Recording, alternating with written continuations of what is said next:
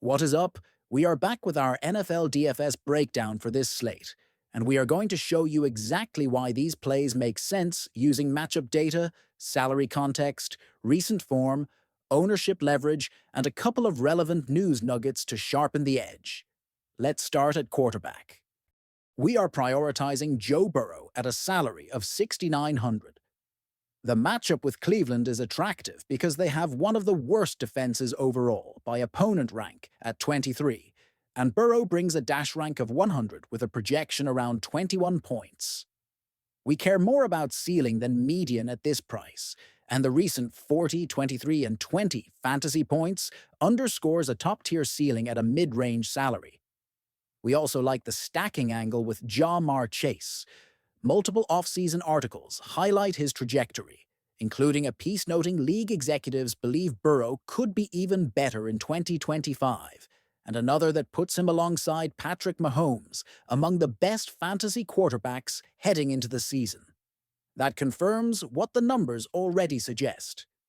We are paying for elite ceiling in a soft overall matchup. For a salary saver at quarterback, we will look at Spencer Rattler at 4,800. Arizona presents a middle-of-the-pack defense overall by opponent rank at 17, and he is projected around 16 points, which is strong for this price. The risk is obvious, but the salary unlocks the slate, and the game log of 15, 7, and 9 is trending in the right direction. The news cycle around New Orleans matters here. He was acquired in the 2024 draft, has been competing for the job, and delivered a late scoring drive in preseason per multiple reports. If he is confirmed to start, the price-based expectation gives you significant flexibility to pay up elsewhere. At running back, Devon Akane at a salary of 6,900 is our favorite tournament play. He has a dash rank of 100, a projection around 19, and Miami draws Indianapolis, who have one of the worst defenses overall by opponent rank at 28.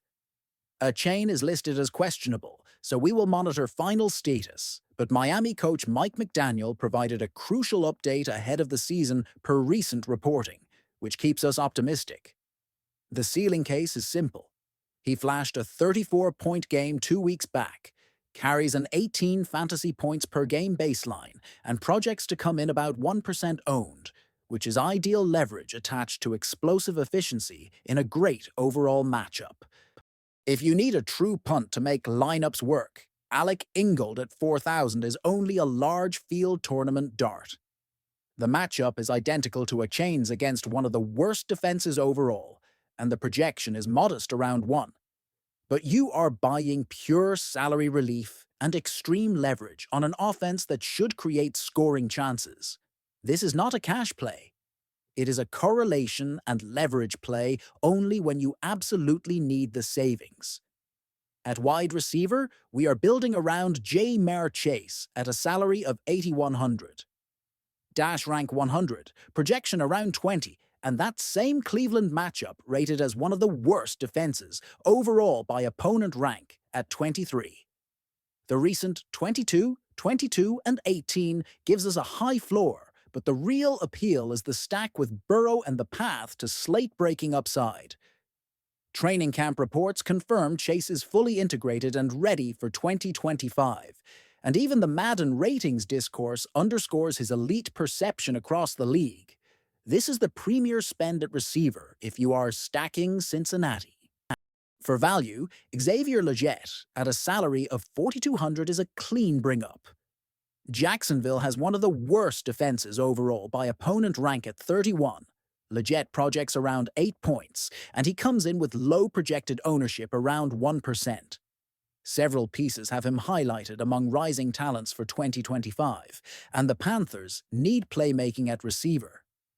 The recent 8, 0, and 3 shows volatility, but this is the right kind of volatility to buy in tournaments at a bargain salary in a soft overall matchup. Tight end is a great spend-up spot with Trey McBride at a salary of 6,200. He carries a dash rank of 100, projects around 15, and faces New Orleans, who have one of the worst defenses overall by opponent rank at 26, the recent 33, 5 and 18 is the profile we want. Truly elite ceiling with consistent involvement. The news matters here. Arizona just locked McBride into a record extension, with Kyler Murray publicly celebrating it and coverage across the league calling out the commitment to feature him. That combination of role security and matchup drives our conviction. If you are saving at tight end, Brenton Strange at a salary of $3,300 is firmly in play. Carolina grades as the absolute worst defense overall by opponent rank at 32. Strange projects around 8, and we have a recent 18-point spike game within the last 3. Reports out of Jacksonville have floated him as a breakout candidate, and at this price you do not need a full workload to pay it off. He is a direct path to studs while still maintaining a realistic ceiling in the best overall matchup tier. For the flex, we like Puka Nacua at a salary of $7,600. Dash rank 100, projection around 16, and Houston brings a middle of the pack. Defense overall by opponent rank at 15. The recent 16, 10, and 26 shows both floor and ceiling, and the ownership is expected to be around 1%, which is attractive given the Rams' outlook. Reporting notes the Rams moved on from Cooper Kupp and added Davante Adams, forming a three-headed attack with Matthew Stafford and Nacua. That kind of offensive gravity can only help Puka find efficient targets in space while maintaining his core role.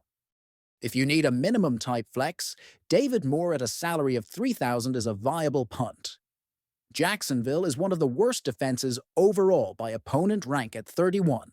The projection is around 3, and the recent 3, 12, and 4 illustrates a live path to beating salary in the right game script.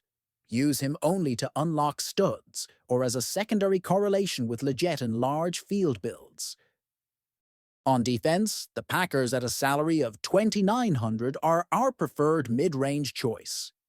Detroit rates as one of the worst defenses overall by opponent rank at 26, and Green Bay projects around 6 points with recent scores of 3, 17, and 15, showing they can spike.